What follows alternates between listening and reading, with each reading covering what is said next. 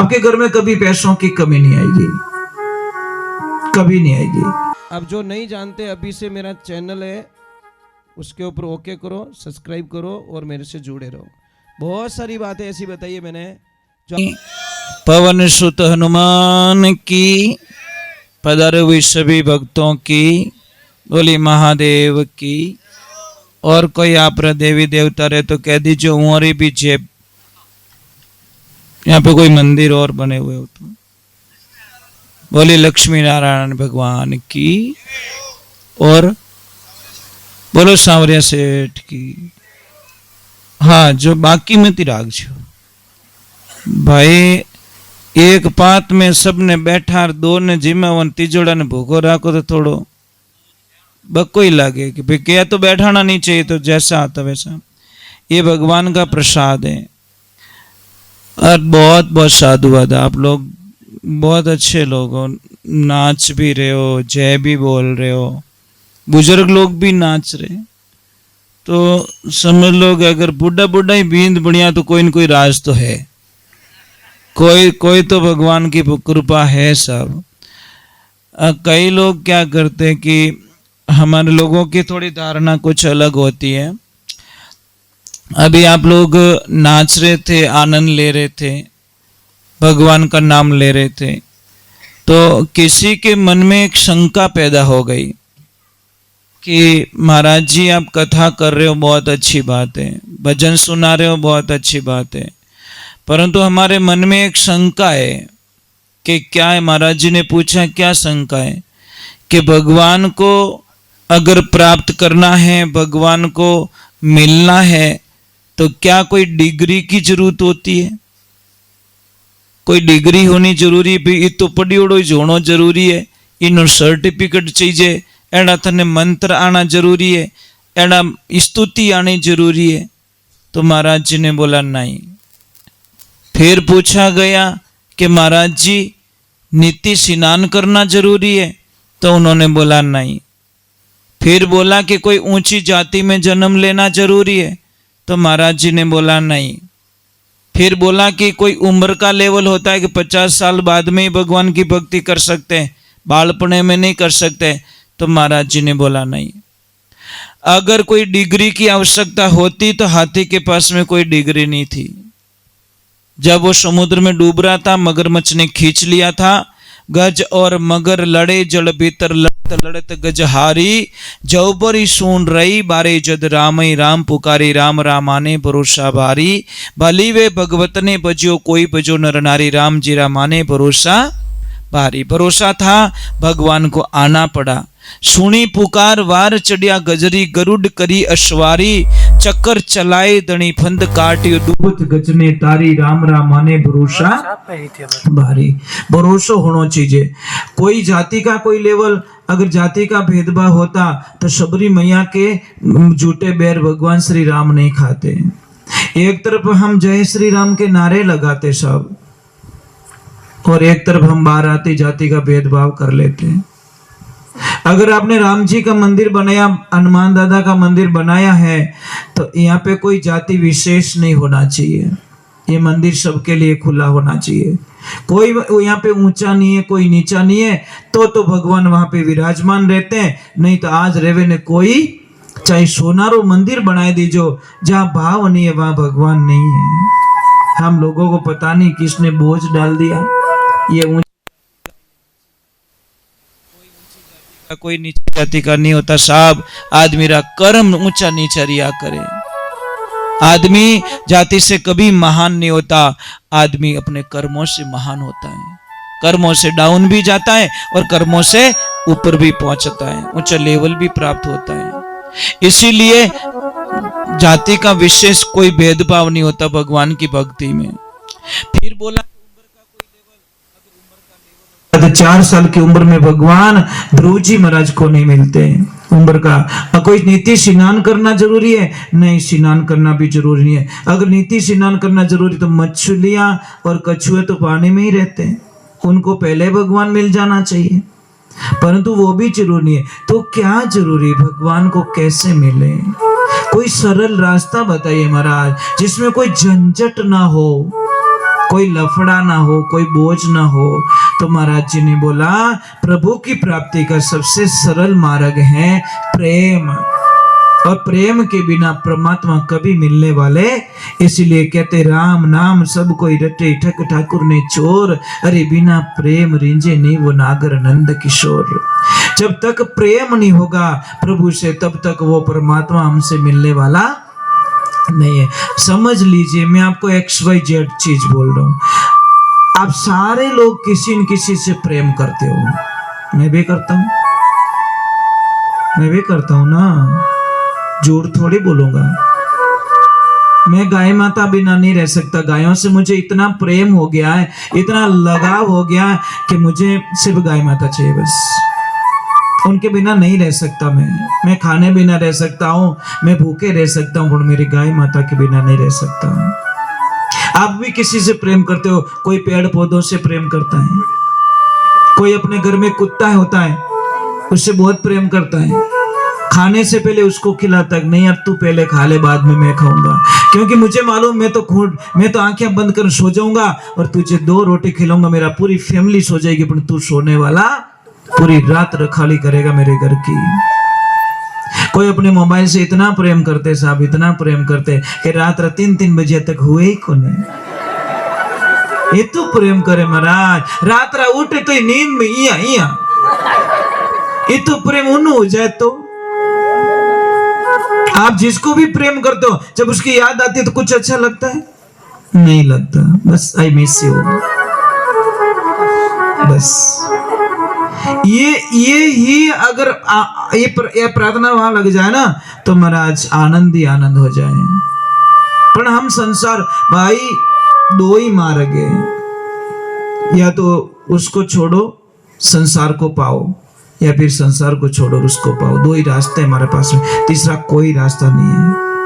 आप संसार में रहते हुए भी, ये संसार क्या है? भगवान का ही तो बनाया हुआ है।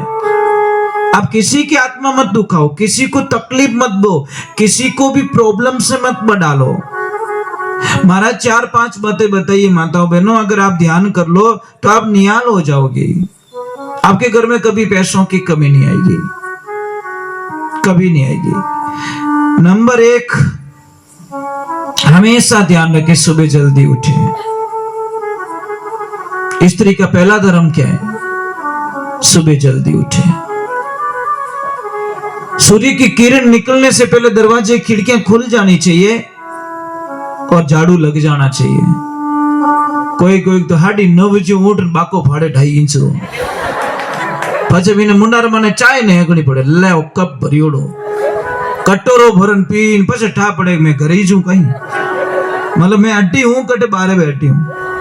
क्या लफड़ा महाराज, उस घर में बर्बादी के अलावा कुछ नहीं मिलता साहब। शास्त्र में लिखियो जिन घर में माता बहना लेट उठे उन घर की बर्बादी दुनिया में कोई रोक नहीं सके। दूसरे नंबर माताओं बहनों, आपके घर में बिखरे हुए बाल नहीं होना चाहिए।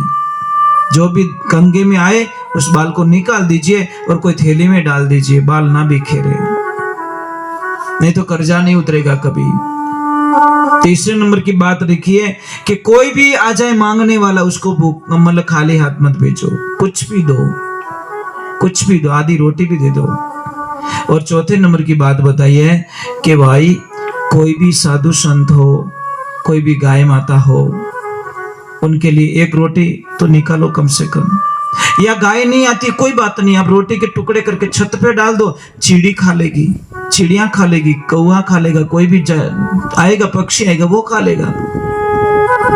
1 रोटी तो डालो कम से कम। और 5वें नंबर का नियम है कि अगर आपको बहुत सारे पैसे चाहिए, धन चाहिए, तो आपकी जो ननद भाई सा घर पे आए उसको कभी दुखी करके मत भेजना। खूब देना अपनी ननद भाई साहब को, भाई जी थारे चीज कोई ले जाओ, मैं थाने कहीं मना नहीं करो। और जिस दिन ये कह देगी भाभी ननद भाई साहब को, तो उस घर में बोलते धन की कभी कमी नहीं आती। महाराज आपको बताएं, बेटी होती है बेटी, जब तक बाप जिंदा रहता है साहब, जब तक अपना हक इतना जताती है जिसकी कल्पना नहीं कर सकते आप। इतना हक जमाती है बेटी, कहीं के वे हमारा बाप रो करे ध्यान रख छो।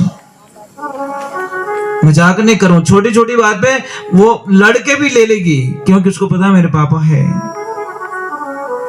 जब पापा दुनिया से चले जाते हैं,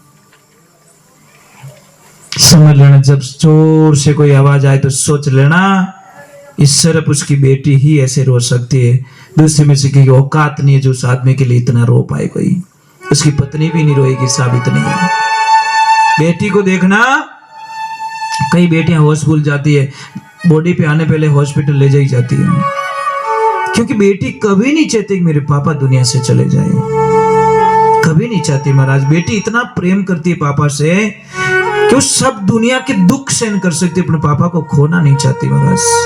और जिस दिन पापा दुनिया से चले जाते हैं ना, बेटी के सारे अरमान टूट जाते, अब कुछ नहीं बचा मेरा पियर के अंदर, क्योंकि ना तो वो राज मिलेगा ना मुझे वो लेवल मिलेगा। और पापा भी तो बेटी से कहां कम प्रेम करते साहब, कहां कम प्रेम।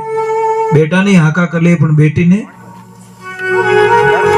हट रहा, क्या करे काल। इसीलिए हम बेटियों से प्रार्थना करते हैं कि बेटा लाइफ में, एक जिंदगी में ध्यान रखना, अपने पापा को कभी धोखा मत देना। बस हम तो इतना ही कहना चाहते हैं, क्योंकि पापा सब दुख सहन कर सकते साहब, पर बेटी आंखें आंसू नहीं देख सके। इसीलिए ध्यान रखे, अगर पापा नहीं है, उसकी भाभी का फर्ज बनता है, उसके भाई का फर्ज बनता है कि मेरी ननद भाई सा घर पे आई है, इसको पापा की बिल्कुल याद ना आने दे, तो उस घर में आनंद ही आनंद, लक्ष्मी रहती है, सब कोई चीज की कमी नहीं रहती। पर आजकल तो भाई भी बहन को देता नहीं तो छाने छाने हेल्प करनी पड़े।